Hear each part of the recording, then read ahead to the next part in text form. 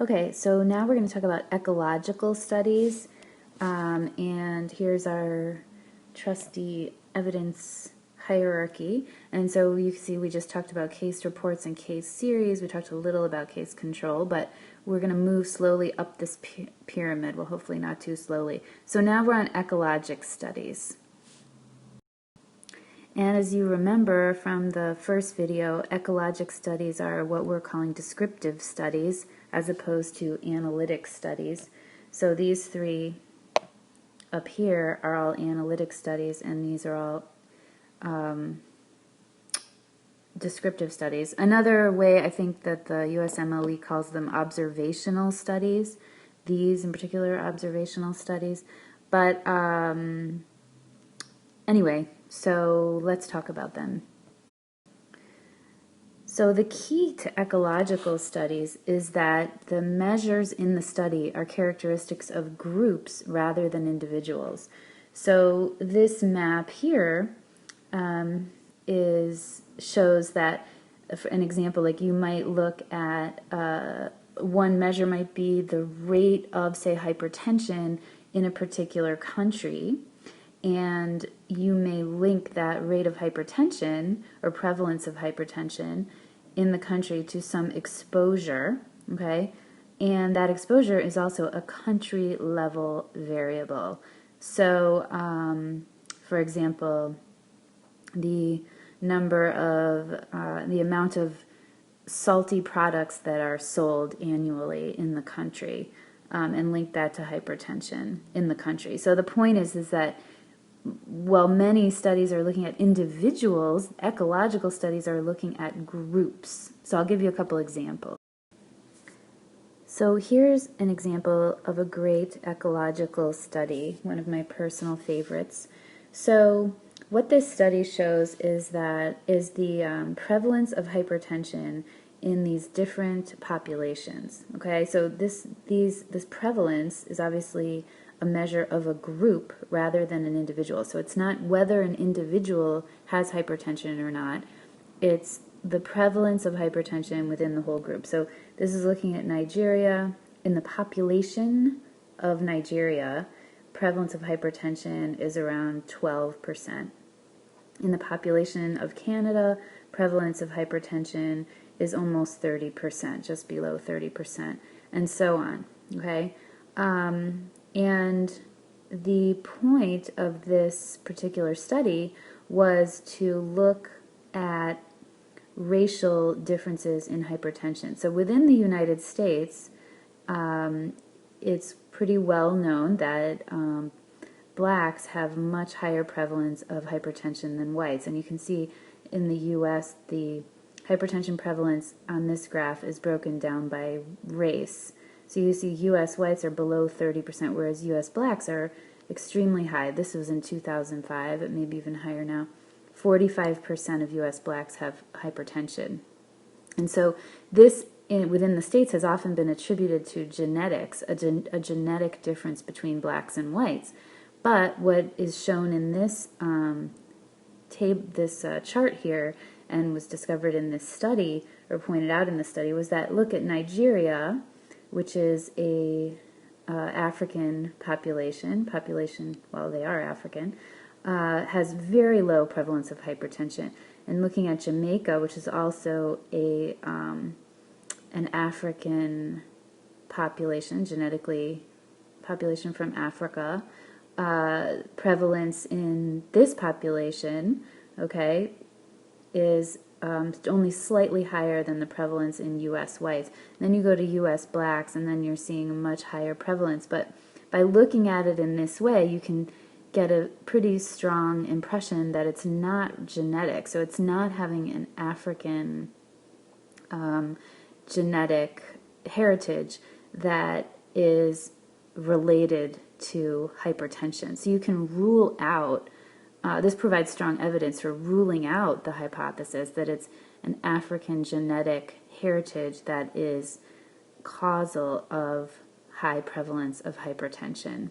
And so what makes this an ecological study is, again, that it's groups, rates of hypertension in groups, and looking at the genetic origins or, genetics of these different populations by breaking them down in this way. So that's one example of a nice kind of conclusion that you can draw from a ecological study. So this is an example of a comparative ecological study, which is a study that compares multiple groups at a single point in time. So we're going to talk about other kinds of studies that look at a single group over time.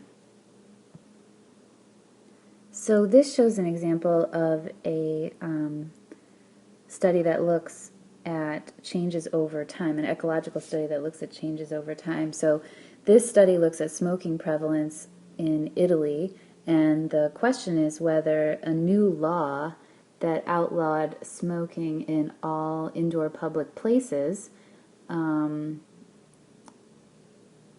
whether that law, which was instituted in 2005 right here, had any impact on smoking prevalence. And so what they did is they plotted prevalence of smoking in these different years among for the Italian population. So there was a poll, it's like a Gallup poll that was done in 1990 and then again in 2000 and every year following that. And this poll asked people whether they smoke or not. And so what's plotted here is the prevalence of smoking in these different groups. So we've got males, females, and then total.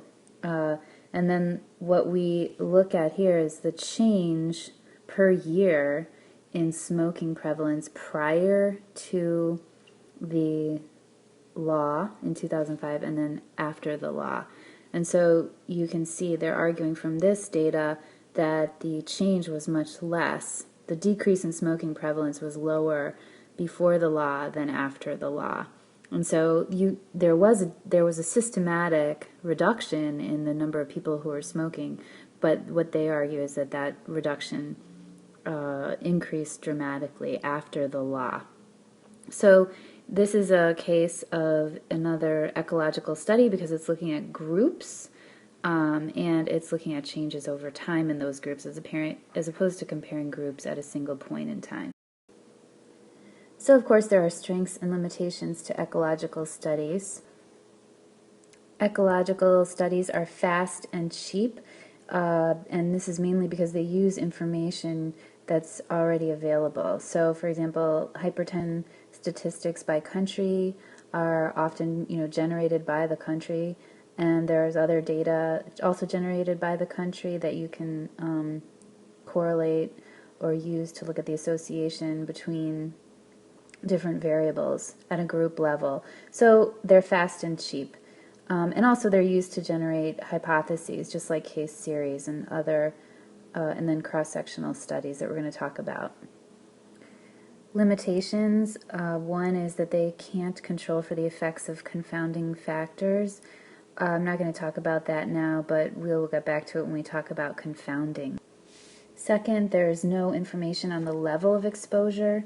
So when you're doing a group study, you just have a group level variable. So for example, you may look at the relationship between hypertension in a country and cardiovascular disease in the same country.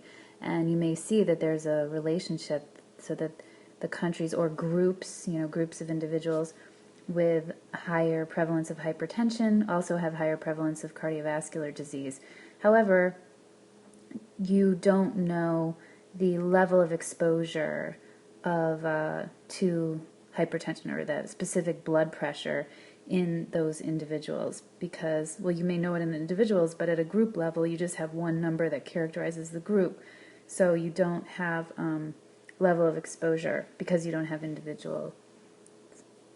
And finally, the ecological fallacy is a limitation of the ecological study design. So the ecological fallacy, you can also call it the aggregation bias, is the assumption that relationships which apply at a group level also apply at an individual level.